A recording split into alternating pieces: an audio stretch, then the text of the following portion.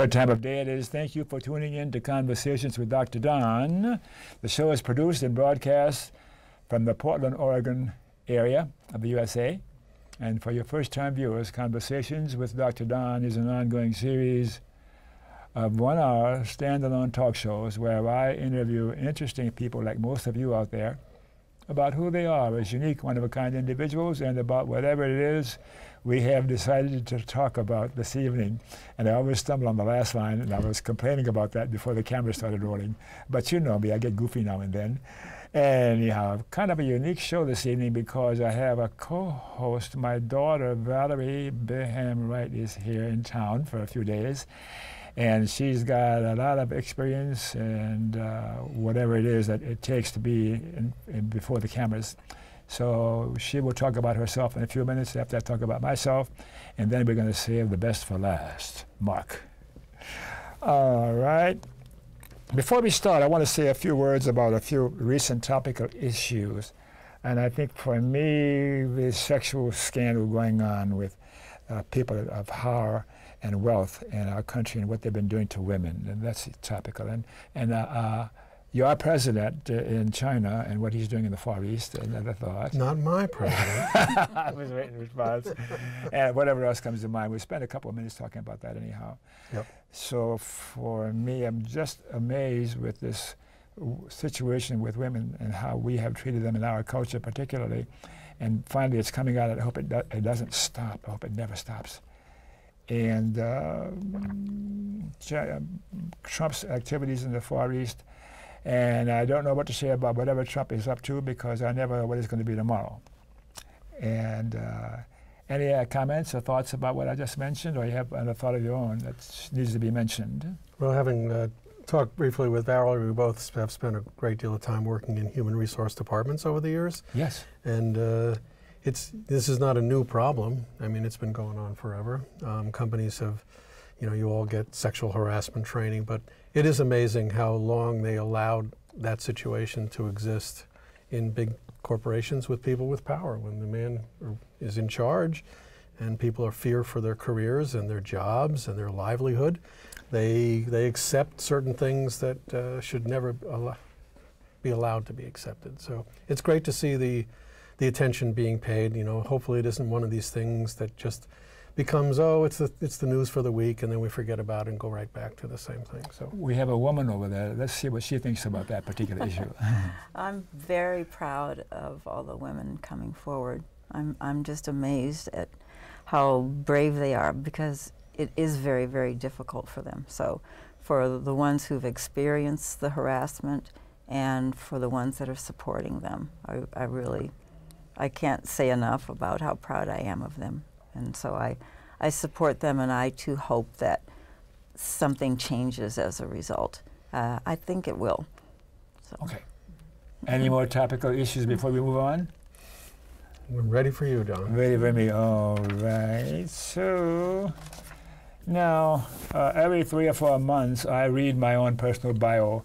It takes a couple of minutes so that most of you know who I am, but I'll do it anyhow one more time as a model for my daughter Valerie, who's not co-hosted before, and then we'll give you some personal questions because we're going to grow you pretty hard. Good, I'm ready. Okay, I was born in New Orleans, Louisiana, of red, white, and black Roman Catholic parentage on December 26, 1928. Today I am a-religious and accepting of all others. I'm a retired PhD clinical psychologist and present-day television broadcast journalist. I'm the 12th of 12 children, am married, and am the father of 5 daughters by a first marriage. And there's one of them across the table from me. I am a progressive populist activist, still learning how to live lovingly, A few of my heroes include Jesus, Gandhi, Martin Luther King, and any other fellow human who is currently living lovingly. That's who I am. Will you tell us who you are, Valerie? I don't have anything written down, but I am the proud daughter of my dad here. I'm the middle of 5 daughters. Was born in Los Angeles and raised mostly in Southern California, with having spent some time in Northern California and in Massachusetts too. But I keep coming back to Southern California. I'm here just visiting for the weekend, and I love Oregon, but home is Southern California. So educational background. I went to 10 or 11 colleges and universities and ended up with 4 degrees, bachelor's in social relations and 2 masters in education, and my doctorate is in educational administration as well. I spent the first 10 years of my professional career in the field of education, primarily elementary education with a little bit of time in college administration too. And then I spent a few years in aerospace in training and development, and then went into telecommunications and spent 20 years as a human resources vice president there. And so I'm looking to get back into the field of education again. Okay. So got several possibilities there. Can you learn me something? I need to learn something. Anything you want, we can learn together. And I've learned since you've been here this weekend, you got more stuff going on with that dawn flip phone, and you're way ahead of me. It's a different century here. But anyhow, let's get going with Mark. Okay, Mark, you ready? Sure. If I were to ask your best friend, who is Mark? What would your best friend say? Mark is, be your best friend. I think most people would say someone who you can count on, who... Not most people, your best friend. My best friend thinks my best friend is my brother, actually. Really? And we've developed over the years. I only have one brother, no sisters, so I never grew up with sisters. But we've developed a really strong relationship, and I think it's the kind of thing where we both know that we can count on each other no matter what happens in this world. He also, like you, actually, was a clinical psychologist. Spent his whole career working at the VA. I know it isn't about my brother, but my relationship with him really has a lot to do with he's been very helpful to me to understand the plight of the veterans, and a lot of work I did over the years was with him. We actually had a business together. He's a service-disabled veteran, and we had a business together where we were working at the VA on a number of different kinds of projects. That's a long answer to a short question. But I love it. And anything significant? Oh, when and where were you born? I was born in upstate New York. Now it's considered a suburb, but when I was born there, it was upstate. My dad was a chicken farmer, and I was born on the same farm he grew up on, but he came back to the farm actually after World War II and couldn't make a living on the farm, so I grew up mostly on Long Island, and went to school in upstate New York, and then after college wound up raising family in Massachusetts. So I spent most of my family years with my family on Cape Cod and upstate Massachusetts as well. Why didn't you remain a chicken farmer? Well, my dad, apparently the reason he didn't was he had a problem with chemistry. He was trying to become a vet. So after the war he went to college on the GI Bill, but then with 2 little children, and had, couldn't really survive on the college campus with little kids. So he wound up, like many people, just going to work. So. Why were you born? Why? I asked you first. I didn't have much to say with that, I just was there, I guess, My mother actually wanted to have 6 boys, and she never was able to have another child after me. So I was her last, and I spent a lot of years being overly mothered, I think is a good way to put it, but. How did it manifest itself with you being overly mothered? Do you see it in yourself having been overly mothered? No, I think, well, there was, we all have our early experiences that have a lot to do with who we are. I was very lucky that had a mother and father who were deeply devoted to each other, and, I never saw an angry word ever, expressed between the 2 of them, and, you sort of grow up with an expectation that that's what a family life is like. Yeah. And as I've learned over the years, not everyone has been as fortunate as I have, in terms of having that kind of a, parents to, and my mother was my best friend for a very long time. That sounds wonderful. A lot of people say, oh, you're a mama's boy. Well, I was, for sure. So, anything significant about your racial, national, or cultural heritage that would be of value to the viewers? Well, my parents were both raised in Orthodox Jewish homes, actually. And when they got started a family, I think they had realized that it wasn't something that they wanted to put onto. So my brother and I, although, you know, when you grow up, I guess you could say I was a cultural Jew as much as anything else. You know, you live around people and most of their friends and most of the people you associated with. So although I never had any religious training, I think there's a lot of values that I took out of the, you know, the kind of values my parents had. Sure. You know, they were very liberal in a lot of ways. Actually, just a quick little piece, the farm actually was a place where back in the earlier days, Woody Guthrie and others had come there. The other family that lived on the farm were very close to, I don't know if people know who Cisco Houston was. You remember him? But he was a good friend of Woody Guthrie's, and that environment was, you know, people now would say, oh, that was a communist haven there, and I guess in those days it probably was. So my parents were, you know, they were never communists, but I think that association with those type of people had a lot to do with who they were and how they raised their kids. Do you remember those times? Well, we left the farm when I was 4, so but I do think of it fondly, and we stayed very close to the people who took over the farm, and I visited there a lot over the years. So, do you have a religious preference nowadays or none? None at all. You know, that's something that's personal to everybody, and I, like you, whatever makes you get through the day is all fine with me, as long as it doesn't, you don't try to force it on anybody else, and you don't believe in harming other human beings. As far as that goes, believe what you want to believe. And you're being nice to people. Yeah. That's for me. Anyhow. Anyhow, say a few words about your formal education. And we've only got about an hour, so you can't go on forever. No, I don't have anywhere near as much as your daughter does here, or you for that matter. Yeah. No, I had a bachelor's in industrial education. I started off to become actually an architect. And if viewers may know this or not, but I was in the ripe time when the first Vietnam draft came, and I had a very high number, and since I didn't have to worry about being drafted, I took a few years off and traveled around and did a lot of other things, ran a health food store, and I moved out to San Francisco for a while, and didn't get a haircut for a long time. So that environment, and I was fortunate actually. One of the reasons I moved to California in those days, the California city colleges were free.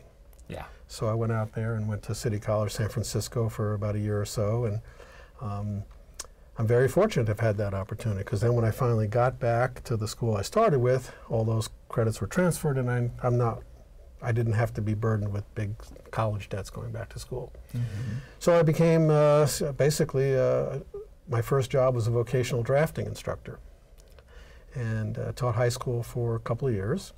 And then due to family and the cost of trying to raise a family on a teacher's salary, I moved into the same world kind of your daughter went into. I went into the corporate world where the pay was better, the work was a lot longer and harder, but then just built a career in corporate America and did a bunch of graduate work over the years. Never did finish a master's, but I went to WPI, which is Worcester Polytech, for a while, and Boston University for a while, and just spent my career in the HR side of things and training and development. Yeah. And you still dabble in earning a living nowadays a little bit? Yeah, I'm still doing some contract work. I moved to Portland about 5 years ago. I guess it's more like 6 now, for a company out in Hillsborough. And about 3 years ago, they sold the company, and I was at a point in my life where I said, I'm not going to go look for another full-time job. And I was fortunate, I don't know if you want to go to this point right now, but it was just about the time Bernie had his first big event here at the Moda Center. Bernie who? Oh, you remember him. Bernie Sanders, a guy like of me, course. The ex-New York guy, right? Yeah, so, and it really struck me. It hit me in a way that I hadn't felt since actually the Vietnam War time, when the country was really unified around a common cause, and I really sort of got the fever. I guess you could say I felt the burn, as they say. But I knew it was coming. Yeah, it really did. It got me inspired to, me too, at this point in my life, to say, I've got time. I've got, my family is grown and gone, and, I don't need to, to go back to work full time, I can dedicate myself to doing something that I really think could be valuable. And so I got in touch with, I looked around, and particularly, as your viewers may know, I'm looking at District 3 in terms of the U.S. Congress district. And this area is just an incredible, if you will, group of activists and people. Bernie Sanders Portland had the highest percentage of people voting for Bernie in the Democratic primary of any major city in the country. I didn't know that. And it's because of the activism of the people here. It's a very interesting place. And I got in touch with, a man named David Delk, who had... David Delk, what am I hearing about? Yeah, he ran in 2016, and I talked to him. He said he wasn't interested in running again, and I talked to them about whether or not there would be an opportunity for me to take up the mantle, and with their support, I'm going full bore on this. Are you some kind of a socialist? It's an interesting question, but yes, do I believe strongly in social programs? I am some kind of a socialist, if you didn't know that. Yeah, well, it's hard to, because, words carry so much meaning. Yes. I'm sure that if Bernie had not been denied the opportunity to really represent, I'm sure that would have been a real problem for him. There's a media will just take anything they can and try to use that in a negative way. People, as soon as you say socialist, they think, Marx, and they think communism, and they think, you're going to take everything is going to be government run, and, you're going to But yes, social programs, absolutely. Do I believe strongly in the responsibility the government has to take care of it, its most needy people, and, those are social programs that are critical. I forgot to say this as we started this segment, that anytime you want to ask a question or stop me, just bounce right in, okay? Because I'm going to take advantage of your experience. And since you've been here this weekend, I'm learning even more about you and continuing my education. And that's really, I thank you. And you mentioned a little bit about your family, and they're grown and out of the way. And is it just you and your wife now? Are you and your boyfriend? No, I've been divorced for a while. I have an elder son who is living on disability for mental health. So I have had a long struggle with understanding the problems of the mentally ill. He suffers from really, it's an issue of anxiety and panic disorder and a few other things as well. He struggled with his whole life, and it was a long battle to get quite honestly, to get through the struggles of mental health disability. And you start to get an understanding of how little attention is paid to mental health in this country. And that's a big issue for me on a personal level. The treatment for mental health in this country seems to be drugs. You go see a psychiatrist. I would have thought when we started that psychiatrists would actually treat the mental illness. No, they don't. They just write prescriptions. Unless you have lots of money on your own and you can afford to pay the bill at Betty Ford or some of these other places where like, for instance, we have a struggle right now just finding any providers that will take Medicare. And so what happens with him is it's a battle with prescription medications and trying to find ways where you can get the kind of help. But he's doing well, strangely enough. He lives on his own now. And he's maintained? He's maintaining. What I learned was that without an advocate, he would be either living on the side of the road or not be living at all. Those are pretty much seem to be the two choices that people have who have mental illness, unless they have a strong advocate, family member, or someone who's willing to step in. Because certainly the system isn't geared for that. The only way you can get into a hospital is if you try to kill yourself or someone else. And then it's only a 30-day, and then they throw you back out on the street.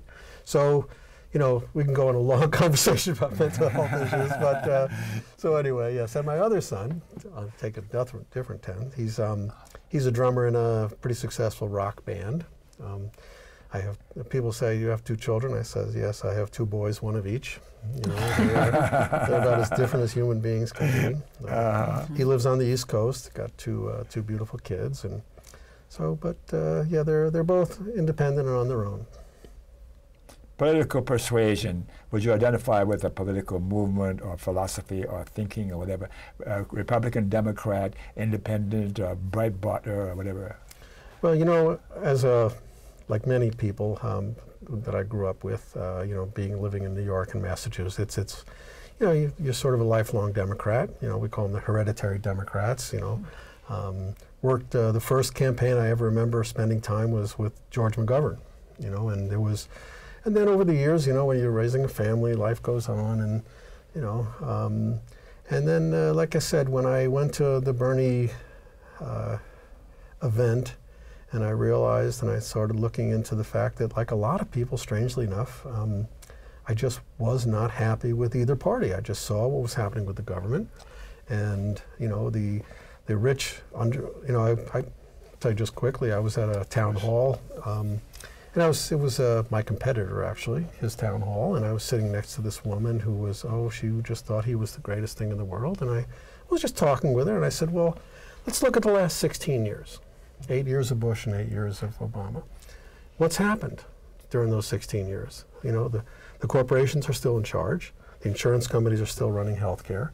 The distance between the rich and the poor is getting bigger and bigger. Yes, you know, was one, I like to think sometimes it's like, you know, you get in a car accident and people say, oh, you only lost one leg. Isn't that great? You could have lost two. Well, I don't think, you know, having lost one leg versus two legs is saying that's a good. How about if we don't lose any? You know, why does it have to be, I have to choose from two people who nobody likes? You know, why can't we choose someone that we actually want rather than... You have an answer for that question. That'll be the second half of the show. Well, that's what we're trying to say, is that you don't, you know, in this country, we seem to be, you know, pushed to think that we have to choose between, these are the only two choices we have. And you have to decide, are you on this side of the choice or that side of the choice? Do you look whether you want either one of them or not? Either one of those choices, or is there a third choice you would characterize yourself as? A Democrat, a Republican, or a what? No, I'm an independent. I'm a registered independent with the Independent Party of Oregon. Right now, my formal endorsement is with the Progressive Party. The Independent Party does actually have they are a recognized major party in Oregon. And they do have a convention in May, and I will be, in all likelihood, endorsed by them as well. And I'm also working closely with the Green Party, the Pacific Green Party as well, for their endorsement. You're a genuine leftist, aren't you? Well, I'm certainly not. That's a compliment. Well, you know, it's like you said, there's always those extremes, right?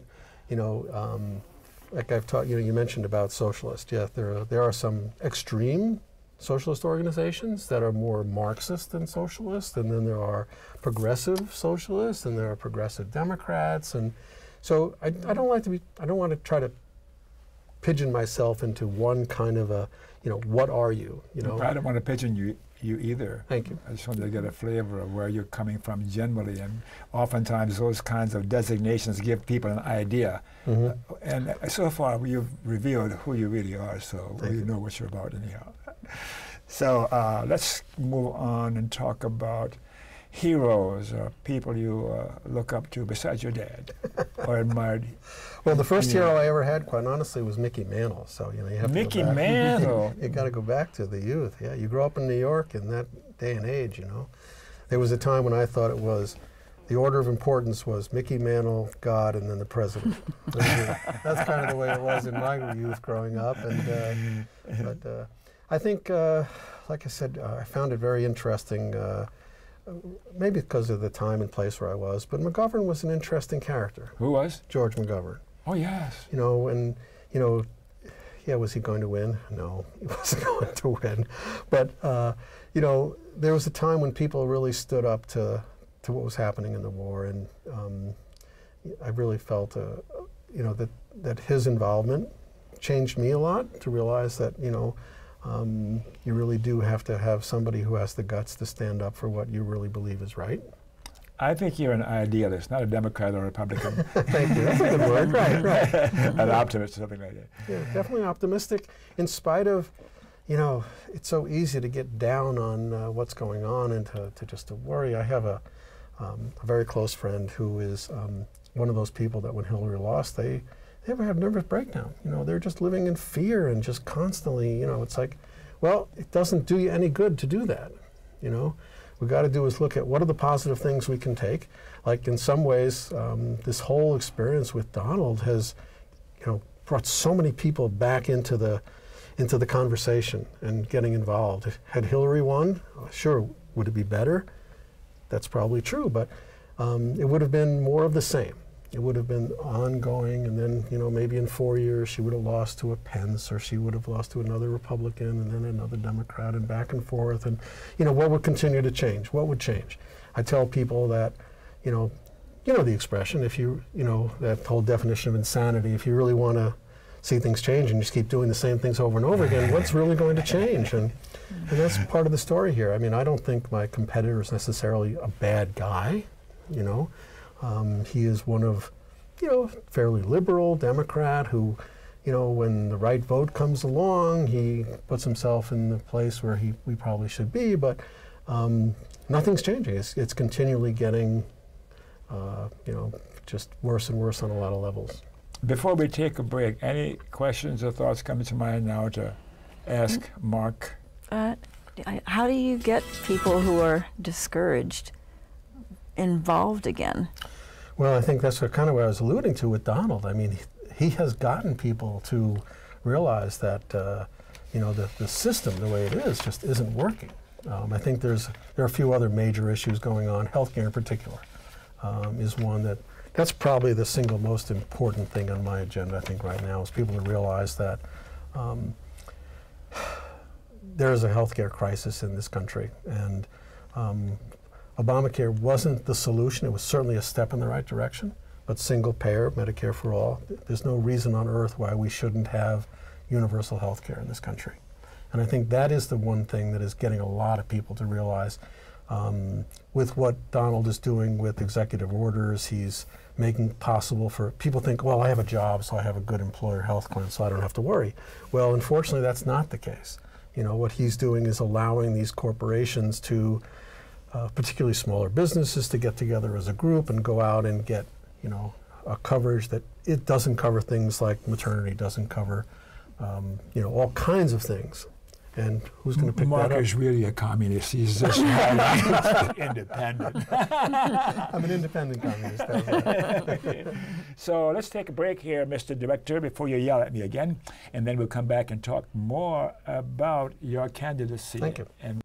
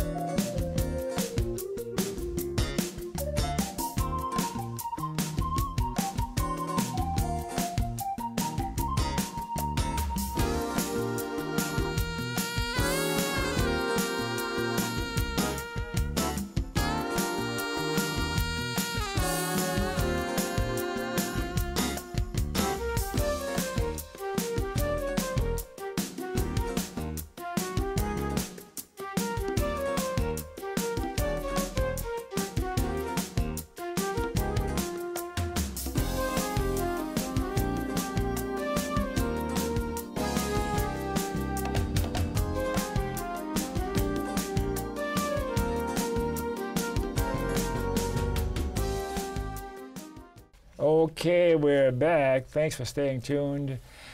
And for you viewers who missed the opening of the show, Conversations with Dr. Don is an ongoing series of 1-hour standalone talk shows where I interview interesting people like most of you out there about who they are as unique, one-of-a-kind individuals, and about whatever it is we've decided to talk about tonight. I made it through without mumbling my last word. So you sent me some questions and about where we should go in this next part of our time together, and I've got them here simply.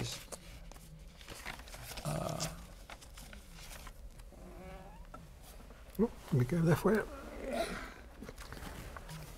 She's got it over there. What are you doing with it over there? What about the Oregon Progressive Party? I've heard that from a few other sources. I'm a member, too, of the Progressive Party.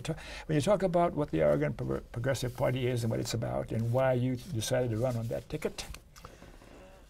Well, you know, if you look at, for those of you who have followed Bernie Sanders' agenda, that's pretty much the agenda that the Progressive Party stands with. Yeah. You know, all of those things that he talks about, and we have to all be thankful that he still is out there and being the voice for those ideals that we all care about, like universal health care and the realities of the fact that the corporations and the rich are basically running our government right now. Yes. And we have to find ways to eliminate that, to change that. There are some huge obstacles, of course, to do that.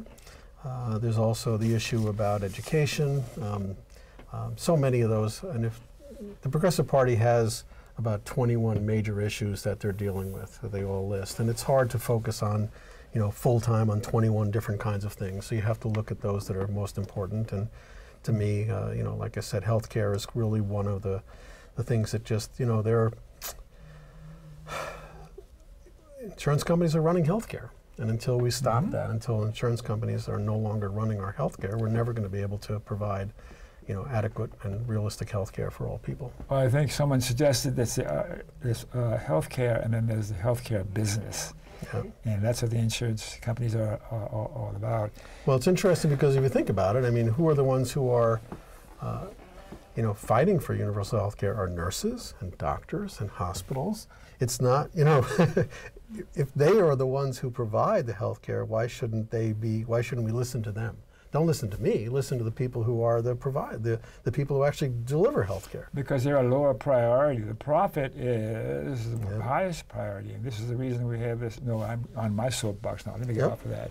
No, go ahead. What would you do in Congress if you're elected that is not being done now? What would you do that's different? Well, I'll tell you one, people have asked me that too, what could you possibly do? And one person, of course, doesn't do much. But what it does do, if we were, I don't know if you're aware of this or not, but since 1947, there has only been one person elected to U.S. Congress who was not a Republican or a Democrat. Yeah. One person. That was Bernie Sanders in '99 to the House.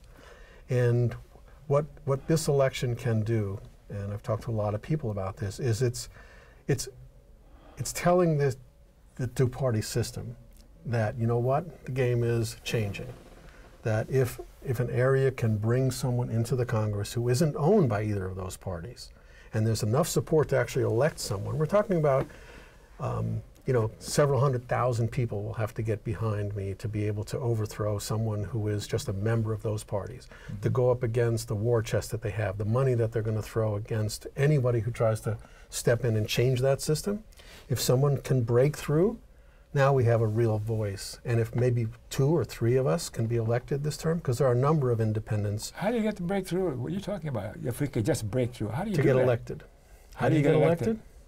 Well, it's going to take money. What about money? Money is a big problem, of course. Money is the great equalizer. But if you think about the fact that Bernie Sanders raised, millions of dollars. I don't know his exact number. I contributed a few bucks there. Yeah, but he didn't get it from the corporations. He didn't get it from hundreds of thousands of dollars from key individuals who pay for play kind of situation. We're going to try to do that same kind of thing here. Yes, I've made it very clear that I'm not going to get involved in any PACs. I want to go out and solicit small contributions as well. But I think what's unique, like I said, about this particular district, as opposed to maybe there are 3 or 4, I've looked around the country where there are the possibility of other independents getting elected. There's an area in San Francisco, there's some areas in New York State, there's some areas in Ann Arbor, Michigan, places where there are independents who are really running against the establishment. If 2 or 3 or even 1 were to get elected, now what you do is you say, for the next election, you better start changing your game, or you're not going to be there anymore. Hope springs eternal. Yep, and I think the time is right, and that's why I said a little bit about what if there is a positive effect of this man who sits, in the highest office in our country, is that people realize that, boy, there was a big mistake made, and we have to change that. And so, what do I do different? I would just. What would be different is I would be there. That would be different. What's not being done now? Okay, you talked about what's not being done now from a different approach. Yep. But I hear what you're saying. Now let's go to the questions that you sent me. Tell me why you're running on the Progressive Party ticket. I guess you've answered that. Yeah. Yeah. What do you think are the biggest challenges of running a third-party campaign? You want to touch a little more on that? Yeah, absolutely. Biggest challenges, pardon me.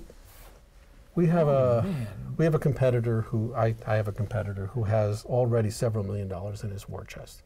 He has not had to spend a dime on his election in the last, dozen years or so. He doesn't even have to run. He doesn't debate. He doesn't appear anywhere. He basically feels he has no competitors and no reason to really do anything progressive. And if indeed, as I hope will happen come next summer after we organize and we start getting public and we start getting him to realize that there is a serious competitor, the war chest is going to open. The 3rd Congressional District, I'm embarrassed because I don't know whether he's a Republican or a Democrat or who he is. Yeah. I'm not remembering now. Earl Blumenauer. Oh, of course. Oh my gosh, yeah, I'm embarrassed indeed. Well, he is a local person. He grew up in Gresham. He spent his whole life as a, public servant here in Oregon, and it isn't really about him being some horrible human being that needs to be replaced. Sure. He is just a member of the party he votes wherever the party tells him to. He has his personal wealth is invested in, to say it, but and it's all public record, in gas and oil companies. He owns 5 very expensive homes that he rents, that he makes a lot of money. He's one of the top 20 richest members of the House. It's just basically time to say, thank you very much for your service, and let's move beyond that.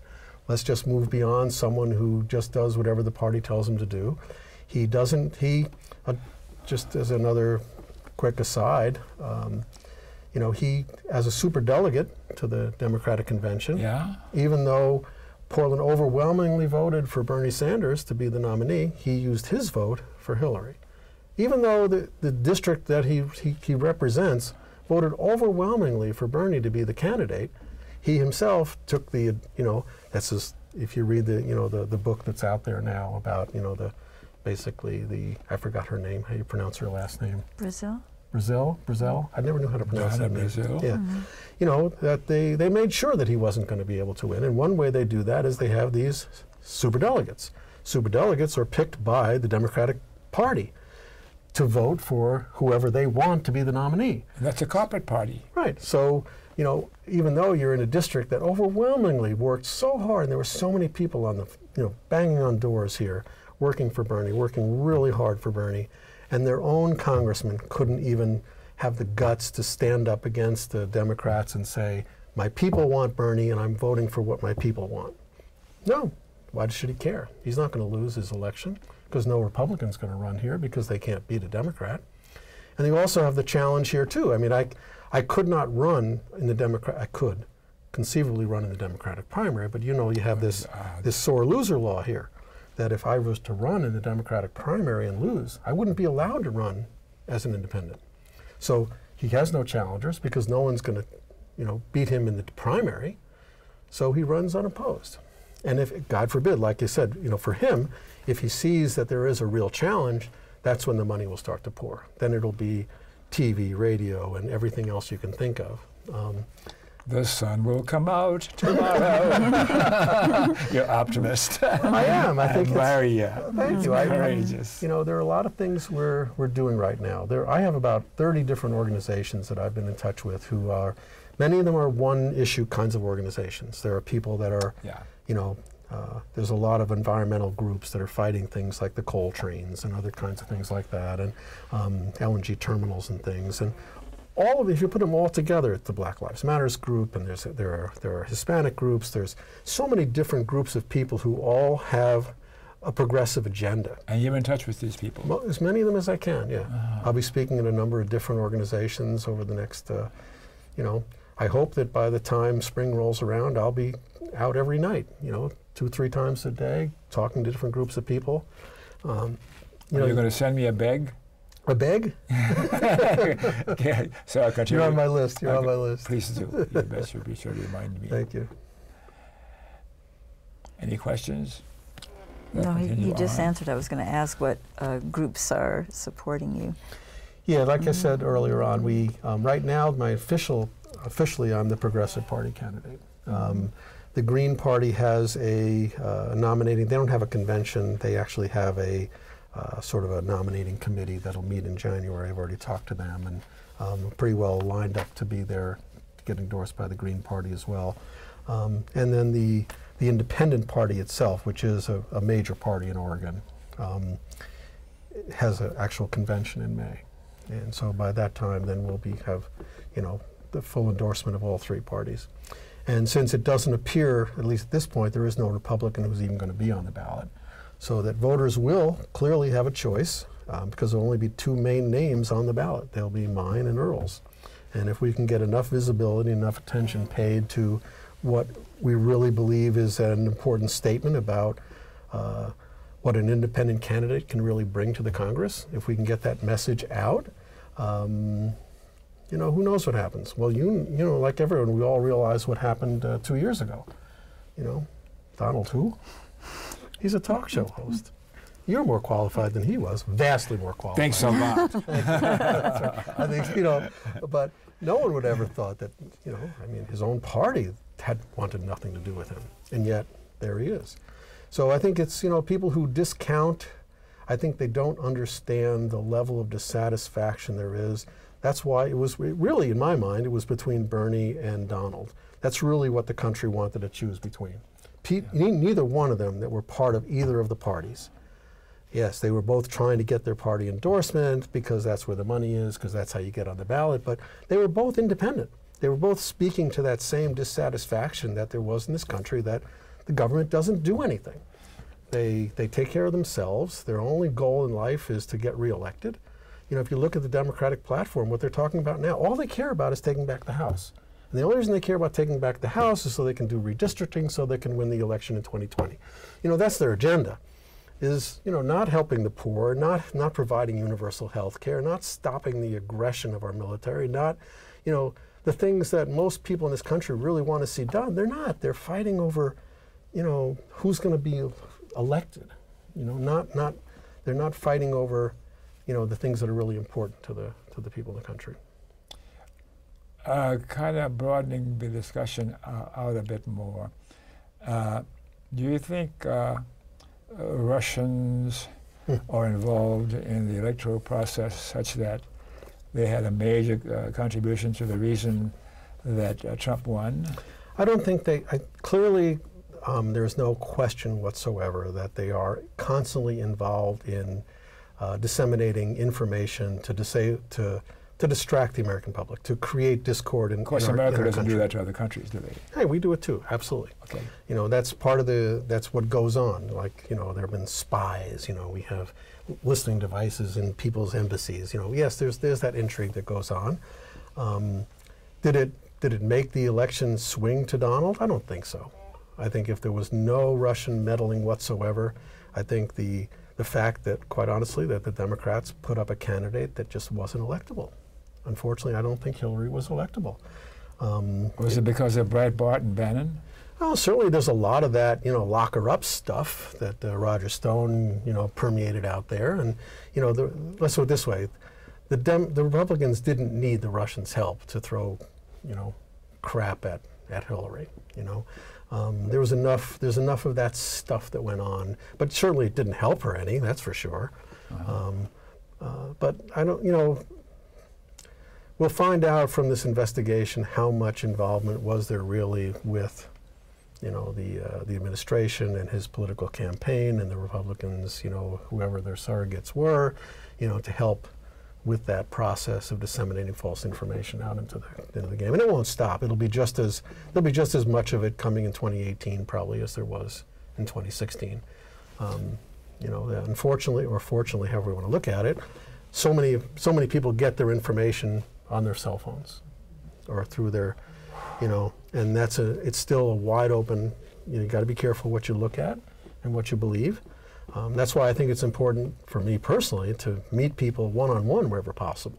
Yeah. I don't want them getting their information about me from some tweet or some, information that's never been validated or verified by anybody, but it just keeps saying over and over again. We talked about in the beginning. You said, are you a socialist?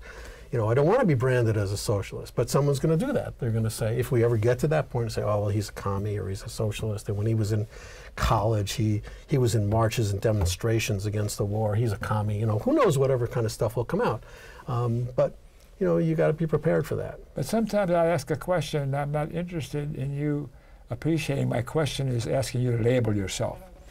I'm talking to you about what it is, generally speaking, that you seem to embrace more than other versions of our systems. That's what I meant by that. Yeah, and I'm clearly a progressive. I mean, that would be, if there was a label, that's the one I would use. Independent. Even if there isn't a label, would you take that? That's right. Even let the cigar. We'll go with that one. Yeah. Do you believe that there is a deep state in our system somewhere? A national deep state or a worldwide deep state? You know what the deep state means. Behind the scenes, deep behind the scenes, there is a cadre that determines the outcome of significant issues like who's running the system in Russia, in China, and in America. I can go on about the deep state. I'm just learning more about that as time goes on, and it's scary. Yeah. Yes, there are scary things, and I do believe, as you said, that yes, there's a handful of influential people who control. When you look at, what did you see the other day, that there are the top 3 wealthiest people in this country, 3 people have as much income as the lower 50% of people in this country altogether. So, you know, you clearly, you know, it's the golden rule, them that's got the gold rules. And, you know, it's like what I was saying about, I could not possibly have any chance whatsoever even to consider being a Democratic nominee, because the party with their money and their influence would prohibit anyone from becoming a candidate that was not part of their system. Are people like us going to need to take to the street ultimately to overthrow the existing corporate system? I'm glad you said overthrow the corporate system as opposed to saying overthrow the government. Yeah, there are still people out there who believe that, you know, violent revolution is the only way to change. I don't believe in that. Okay, I think that we do have, this still is the greatest country on earth, and I do believe that the process is there for us if we take advantage of it. We have to be able to mobilize voters. 40% of the people in this country, even in the last election, didn't vote. 40% of the registered voters didn't vote. How do we get them to vote? Well, you've got to go door to door. You have to mobilize through church groups, through local agencies, through organizations, the people that are the ones who can influence those people. That's why I said I'm working with 30 different organizations right now, each one of which has their own constituency. And if those constituents, and I'm not saying that they all got to vote for me, but they've got to get out there, they've got to get engaged, they've got to get involved. And I believe that this 2018 midterm, because how important it is to the Democrats, is going to get a lot of media attention. Most midterm elections don't get quite the attention, but because of who we have as the president, and because of the amount of energy and money that the Democrats are going to put out to try to take back the House, there will be a tremendous amount of media on the midterm elections this time. And that, I think, will help to mobilize a lot of these organizations, whether it's, you know, sanctuary city type organizations or folks who are, you know, concerned about DACA or concerned about, you know, other immigration issues. There are so many of those issues that people really care about, and if you get them to realize that it doesn't do you any good to sit down and complain about it. You've got to get out and you got to vote. You got to, you know, put your money where your mouth is and say, you know, I'm not going to just sit back and say, well, I have to vote for the same old person I always voted for. Will Trump be president during the midterm elections? Will he survive another year? Is that the question? Yes, sir. Hard to say. What do you think? Or is it just unfortunately, I think he will. And I think that's the case is that... Let's see it that way. Yeah, no, there's certainly, it's certainly up for discussion, let's put it that way. How about you, Valerie? Will Trump be around for the midterm elections? I think so. Boy, you guys are both goofy. It's goofier than I am. Well, the only reason I say that is I think that they are all part of the same system. And, you know, they don't want to kill one of their own. Even though he's an extreme, he's still part of the system. He is, you know, they don't want to, the Republicans don't want to alienate Donald's base because they need them if they're going to stay elected, right? Yeah. And the Democrats don't have enough votes in the House right now to be able to impeach them on their own. Are you anti-wealth? No, I believe in making money, you know. The question is, what do you do with it? Making money how much And is okay with you? Yeah, there's a point where you look and say, for instance, we can talk about a lot of issues, but one of them that's near and dear to me, because now I'm on Social Security, is that if you look at what's happening to Social Security, there are 10,000 baby boomers turning 65 every day. Yes. 10,000 a day. And if the projections I've seen say in 17 years, they're going to have to cut the benefit by 25% to the retirees. Okay? So, you know, the reason I say that is it's, you know, you look at, you know, what are we going to do in this country in the future? You know, how are we going to protect those people? You want an answer to that? Yeah, go ahead. We have to change the system such that there's monies available to take care of our old people. That's right. There are other countries, kind of socialistic countries in Europe, that have those kinds of arrangements where old people are not afraid to get sick even, for God's sakes. So we've got to do what's radically required from the other side to have things change in a more humane and decent. Absolutely right. So we can't ignore that kind of an effort. That means taking to the streets. Well, it means shifting priorities, right? Yeah. And that is what we, you know, I look at where does, you know, people say, well, how are you going to fund, they even say, how are you going to fund single-payer health care? There's lots of money to fund those things. It's just, as long as you shift the priorities. Yes. You know, how much money did we spend every day in the first, you know, in the Gulf War? How much money was spent every day in the Gulf War? How much money are we spending nowadays giving money to Saudi Arabia and other people who are pursuing America's aims in the Middle East, for example? Yep. So there's certainly, if our priorities have to be shifted, and it's going to take a different group of people in our Congress and in our Senate to do that. And that's where you're going. That's my hope. Yep. Thank you.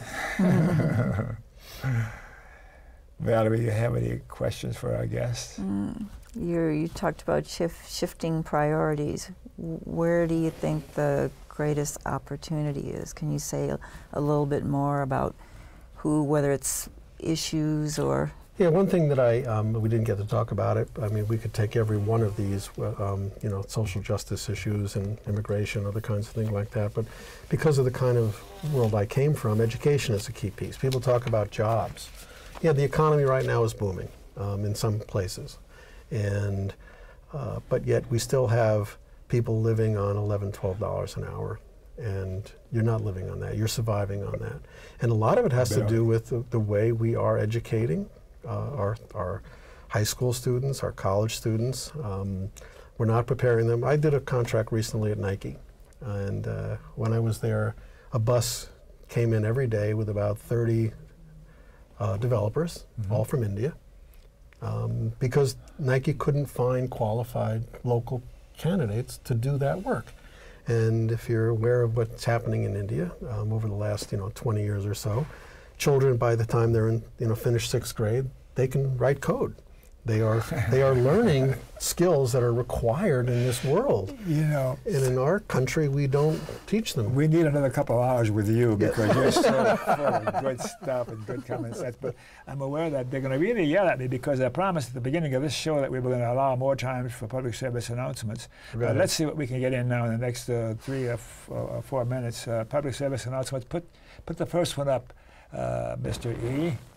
To get my show's local broadcast schedule, go to www.baham.com and click on present day activities. So next PSA,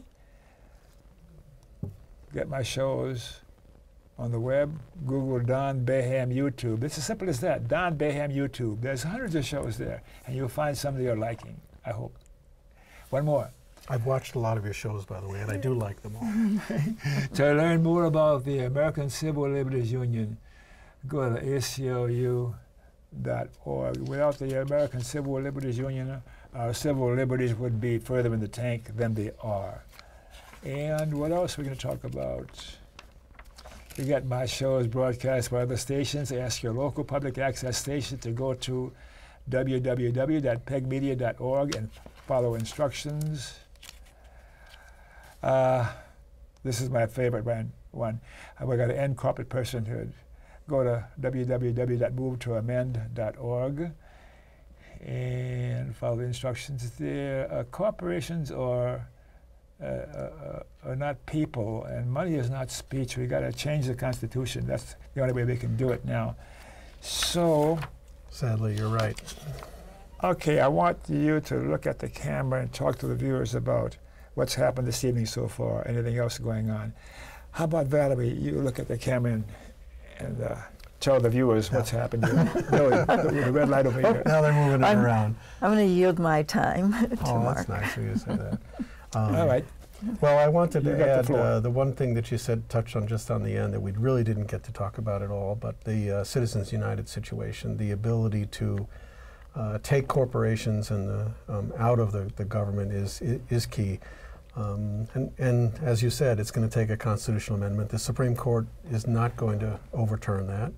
A constitutional amendment is, I won't say impossible, but we're talking about 2/3 of the Senate, 2/3 of the House, and 3/4 of all the states.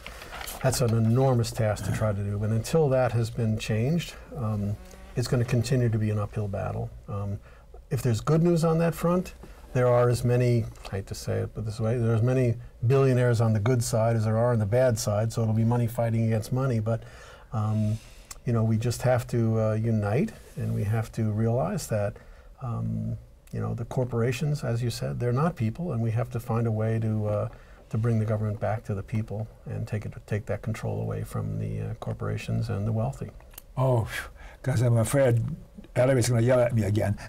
Before we say goodnight, I want to say thank you to my wonderful crew and to the managers and teachers here at the studios in the Portland, Oregon metro area, where I produce and host the Conversations with Dr. Don shows. And I want to thank other viewers in other parts of the country for watching the show. I got to remind you about KFC, not Kentucky Fried Chicken.